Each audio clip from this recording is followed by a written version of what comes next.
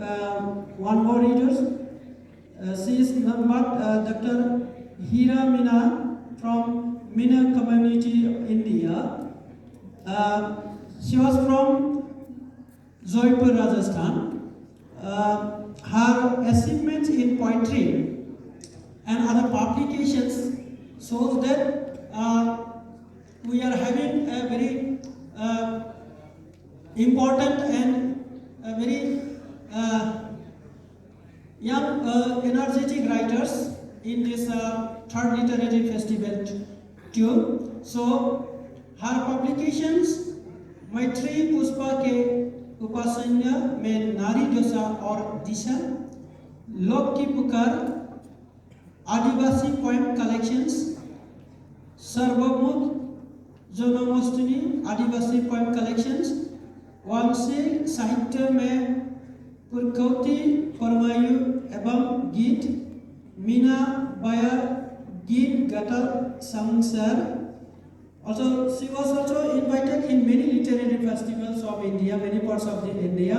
So, amidst us, we are having the last poetry reading sessions of this session. So, we are delaying by some time.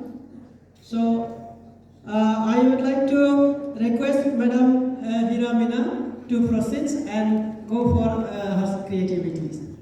So, this is the end of our session. We will coming to the end of this first parallel session.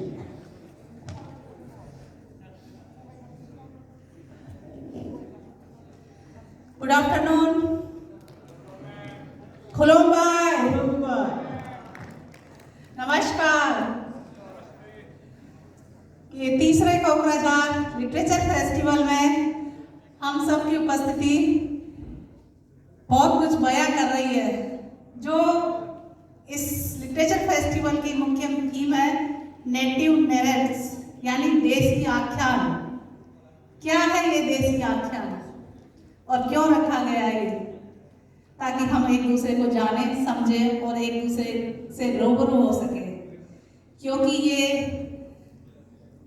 संसार के सभी आदिवासियों की खूबसूरती है कि उनके पास अलग अलग मातृभाषाएं हैं, बोलियां हैं और कल्चर है. और इस असम के, इस कोकराझार के या बोडोलैंड के कल्चर से पूरा भारत नहीं, अंतर्राष्ट्रीय स्तर पर सब लोग रूबरू हो सके, इसीलिए ये कार्यक्रम ऑर्गेनाइज हो रहे हैं. और मैं बोडोफा सांस्कृतिक परिषद और ऑल बोडो यूनियन और बीटीआर सरकार और समस्त आयोजकों को तहे दिल से बहुत आभार और अभिनंदन प्रकट करना चाहूँगी कि आप सबने वो कर दिखाया जो बड़ी बड़ी सरकारें नहीं कर पाती. ये बहुत महत्वपूर्ण कार्यक्रम है. इन्होंने छोटी से लेकर बड़ी भाषाओं की अस्मिताओं के साथ हर तरह के लेखन को बढ़ावा दिया है, चाहे वो कविता हो, कहानी हो, उपन्यास हो, नाटक हो या रेखाचित्र हो या साहित्य की कोई भी विधा हो या फोकलोर हो. उन सब ने सबको बहुत महत्वपूर्ण स्थान दिया है. इसीलिए इसकी जो थीम रखी है नेटिव नैरेट्स, उसी से जुड़ा हुआ है. और हमारा जो सेशन था, हमारा जो सत्र था, उसमें जो मेन थीम दी थी उसका था इन सोर्स ऑफ थॉट्स, या नहीं, इन सोर्स ऑफ रूट्स. तो मैं उन्हीं रूट्स से रूबरू करवाना चाहूँगी. जैसे मैं भारत के राजस्थान से आती हूँ, राजस्थान के मीना कम्युनिटी से हूँ. और मैंने बताया हर आदिवासी समाज की बहुत खूबसूरती है कि उनकी अपनी अपनी मातृभाषाएं और बोलियाँ हैं. जैसे भीलों की भीली है, संतालों की संताली है, बोड़ों की बोड़ो है. ऐसे सब आदिवासियों की अपनी अपनी मातृभाषाएं और बोलियाँ हैं. तो मीणा समुदाय की मीठी भाषा है. तो मैं नेटिव नैरेट्स को सिद्ध करती हुई मैं अपनी भाषा में 2 लोकगीत सुनाकर फिर मैं अपनी कविता से आऊँगी. हमारे समुदाय में छोटे छोटे गीत हैं, वो सुनाती हूँ.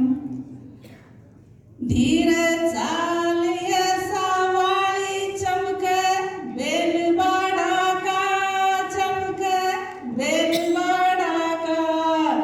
अरे भैंस रे तूड़ा की पेला पड़ा गिर, धीरे चाल ये सवारी चमके, बेल बड़ा का चमके, बेल बड़ा का.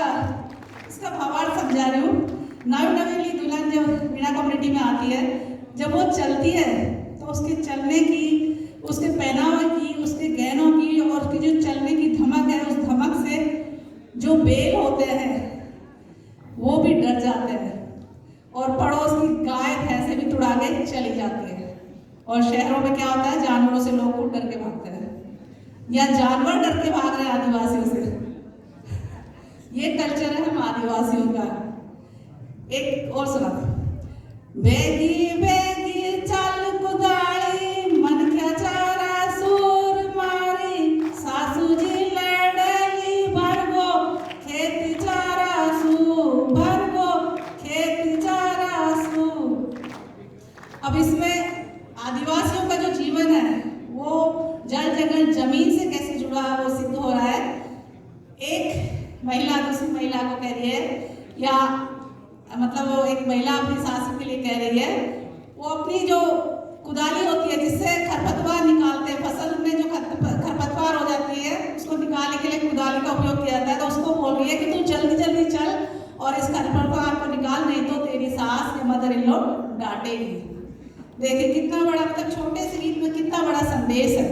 एक तरफ कह रहे धीरे चल और एक तरफ कह रहे तेजी से चल।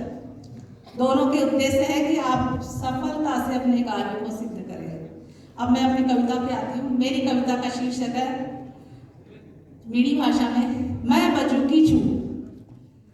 बजुके तो बहुत देखे होंगे आप लोगों ने, लेकिन मैं बजुकी हूँ और वो भी जिंदा। जो बजुके देखे हैं आपने वो निर्जीव देखे हैं, पुतले देखे हैं, घास फूस के देखे हैं, पुराने कपड़ों से बने हुए देखे हैं, लेकिन मैं जिंदा हूँ और पूरे भारतवर्ष के आदिवासियों की बजुकी हूँ और मीणा समुदाय से आती हूँ। और ये कविता मैं आप सबको सुनाना चाह रही हूँ, प्रेजेंट कर।